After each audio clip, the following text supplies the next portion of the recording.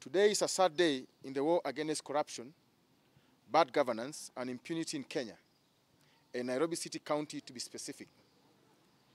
I come before you today as a person whose life is in danger due to my constant and established record in fight against bad governance, misuse of public resources, and injustice of any shades. As I always say, injustice committed today is injustice for tomorrow. You will recall that 2 weeks ago, in the same spot, we issued a press statement where we condemned individuals who are hell-bent to frustrate His Excellency the President and the Right Honorable Raila Amolo Odinga's agenda to transform Nairobi City through the Nairobi Metropolitan Services Initiative. These individuals, we told you, are the same individuals who own briefcase companies such as Noveta that have been doing business with Governor Sonko's government and siphoning public funds.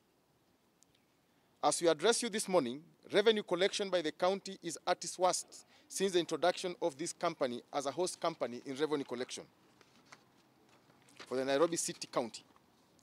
Now, they are no longer going to have this opportunity. They decided to go full length in protecting their interest by frustrating Nairobi Metropolitan Services. Indeed, you saw how they illegally and procedurally degazetted the Supplementary Appropriation Act, which had allocated funds to Nairobi Metropolitan Services.